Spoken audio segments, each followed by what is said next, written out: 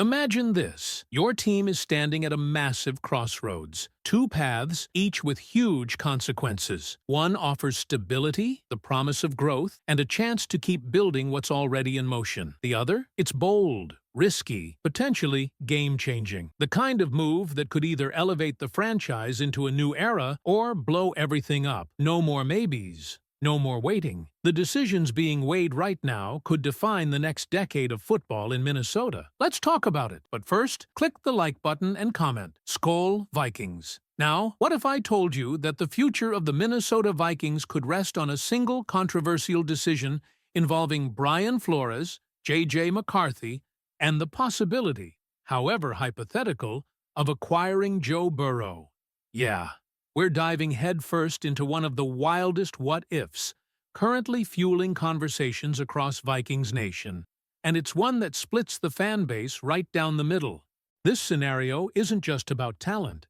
It's about timing, trust, and whether the Vikings are ready to go all in on a franchise-shaping gamble that could define the next decade of football in Minnesota. Picture this: year 2 of J.J. McCarthy, paired with the mastermind defense of Brian Flores, versus a nuclear option, a Joe Burrow-led offense without Flores at the helm. The question on everyone's lips is, which of those two teams is more likely to win a playoff game? It's a dilemma that opens up deep cracks in strategic philosophy. On one side, you have the mystery box, J.J. McCarthy, full of raw promise, and the defensive consistency of Flores, a coach whose fingerprints are all over the unit's resurgence.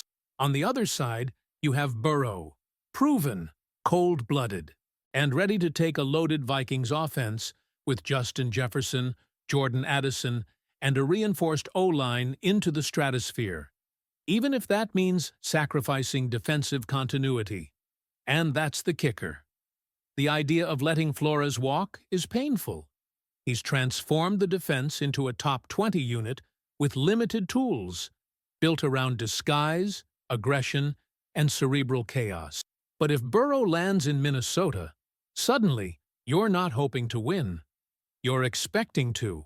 The ceiling of this team explodes overnight. It's not disrespect to McCarthy, but the cold truth is, the gap between Burrow and year 2 JJ is wider than the one between Flores and a replacement like Raheem Morris or Jim Schwartz. That's not speculation. That's strategy. And while it sounds harsh, it's the kind of tough call that separates perennial contenders from teams that never get over the hump. So, who steps in if Flores does bolt? Internally, Dante Jones and Mike Ciravo have surfaced as potential successors, but don't expect fireworks if either is handed the keys. Jones, the current DB coach, might have the edge due to the scheme's reliance on elite secondary play. But let's be real. Neither is replicating Flores's controlled chaos overnight. That's why external names like Raheem Morris or even Jonathan Gannon become essential to this conversation. They bring systems, experience, a foundation. And it's not just about plugging holes. It's about sustaining a vision, one that's been instrumental in making this defense more than just serviceable. But what about Flores himself?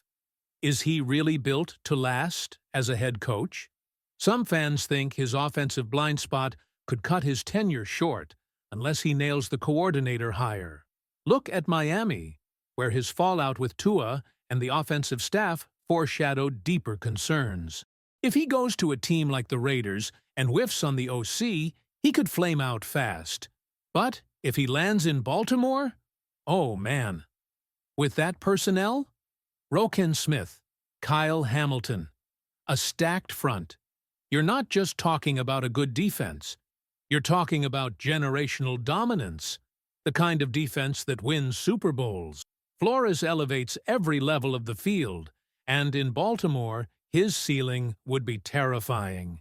Meanwhile, in Minnesota, another story might be coming to an end. Harrison Smith, the legendary safety, appears all but certain to hang it up. The farewell vibes were strong in that final home game. He even joked about kneeling the ball on offense, if not for a last-second field goal attempt. It's classic Harry. Serious when it counts, lighthearted when the moment allows. Could he change his mind? Sure, it's happened before. But don't count on it. The writing's on the wall. We may have already seen the last snap from the hitman. And while we're talking hypotheticals, what if the Vikings do land Burrow? Do you even try to keep McCarthy? Or does he become a trade chip in the deal? Reality check. You don't get Joe Burrow without giving something up. And while McCarthy's stock isn't exactly sky high, you'd likely need to include him to seal the deal. But if you're acquiring Burrow, you're not playing the short game. This isn't a one-year rental like Matthew Stafford. This is your guy for 6, 7, even 8 years. That means McCarthy's development takes a back seat. Burrow's your present and your future. Only if you're dealing with lesser quarterbacks, like Kyler Murray or Baker Mayfield, does keeping McCarthy make sense. But for Joe Burrow, you hand over the keys. Now, if the Flores chapter does close in Minnesota, the favorite to replace him, without question, is Raheem Morris. The connection with Kevin O'Connell is real. The two were coordinators for the Rams during their 2021 Super Bowl run. That kind of familiarity, mixed with Morris's head coaching experience, makes him a near-perfect candidate to step in without a steep learning curve. Other possibilities? Jonathan Gannon, Dante Jones, Mike Ciravo, maybe even Jim Schwartz. But Morris feels like the guy. The continuity, the upside, the fit, it's all there. We've also got to talk about Dallas Turner because this kid is starting to turn heads, and not just in Minnesota. His explosion off the line? Unreal. Watch the Packers game again. His get-off isn't just fast, it's elite. There are flashes of Von Miller in his game. That kind of closing speed isn't taught. And as he adds more strength, more polish, there's legitimate double-digit sack potential. Think Brian Burns territory, 13, 14 sacks a year. He's raw now, sure, but Turner is no project. He's a future cornerstone on that edge. But what about the draft? Who are the guys the Vikings should be circling in April? For round 1, if dreams came true, Caleb Williams would be the target. That's not happening, though. More realistic? Look out for names like Dylan Thiemann, the Oregon safety drawing Harrison Smith comparisons, or cornerbacks like Mansell or Delaine. Defensive backs are risky picks, but the upside is undeniable. In the second round, Thiemann again becomes a serious consideration. Third round? Still murky, but things will clear up closer to draft day. Now I want to hear from you. You've heard the takes, the analysis, and all the speculation. What would you do? Would you take year 2 McCarthy and Flores, or sell the farm for Burrow and lose that defensive identity? Drop your thoughts in the comments, and let's get this conversation rolling. And just like that, we're not done. Because the ripple effects of these decisions go far beyond the QB room or the defensive coordinator's office. They touch every inch of the roster, including the backfield. Another piece of the puzzle that might get a dramatic facelift in the upcoming NFL draft.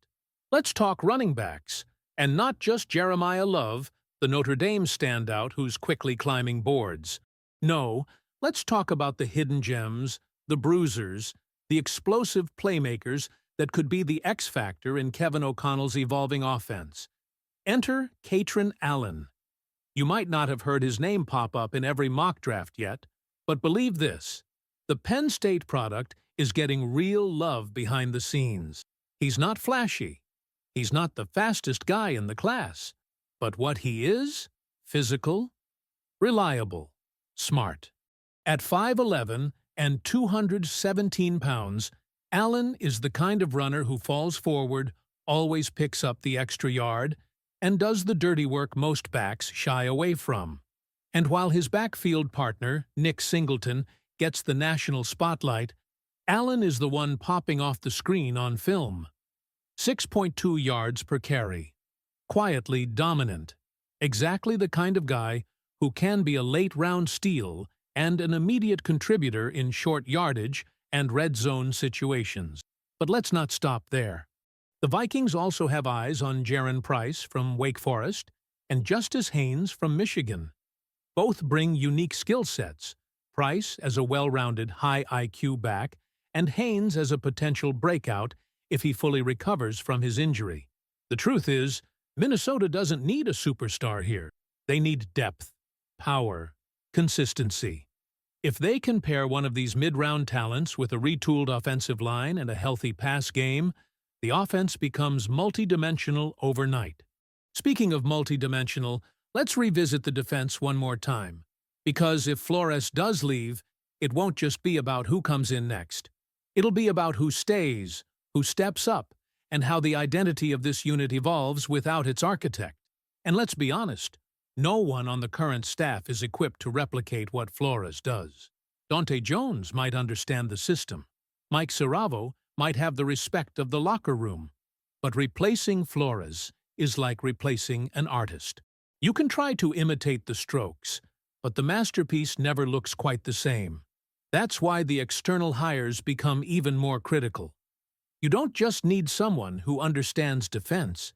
You need someone who can impose their vision and keep the momentum alive. Raheem Morris? He checks those boxes. Jim Schwartz? Same. Even Jonathan Gannon, if you want someone with a more modern, flexible approach. These aren't just contingency plans. They're opportunities.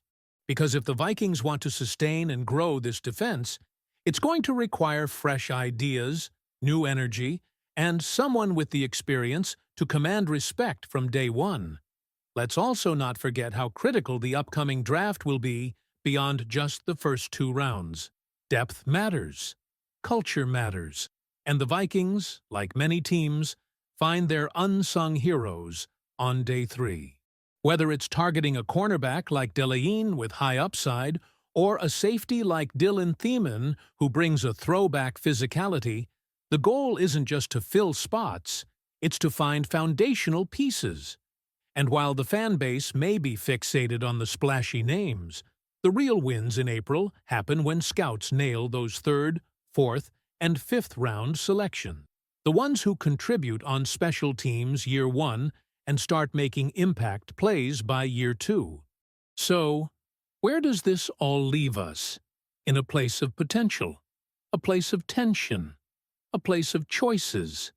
The Vikings stand at a crossroads. Keep building around the promise of McCarthy and the structure of Flores? Or swing for the fences with a Burrow-sized moonshot and reshape the team's identity from the top down? One path is steady, methodical, and potentially long-term. The other is electric, aggressive, and filled with risk, but also immense reward. And while no one in the building is tipping their hand just yet, the whispers are getting louder.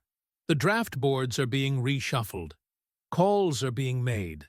And somewhere in those back rooms, the future of this franchise is being written. So Vikings fans, I'll leave it to you. What do you think? Would you roll the dice on Burrow even if it costs you Flores? Or are you betting on the slow burn of McCarthy's development and the defensive wizardry we've come to count on from Flores? Let's talk about it in the comments. And if you made it this far, you're clearly one of the real ones. Do me a favor, smash that like button, hit subscribe, and turn on those notifications so you never miss a single update. We've got plenty more stories, draft breakdowns, and off-season drama to unravel together. Until next time, SKOL Vikings!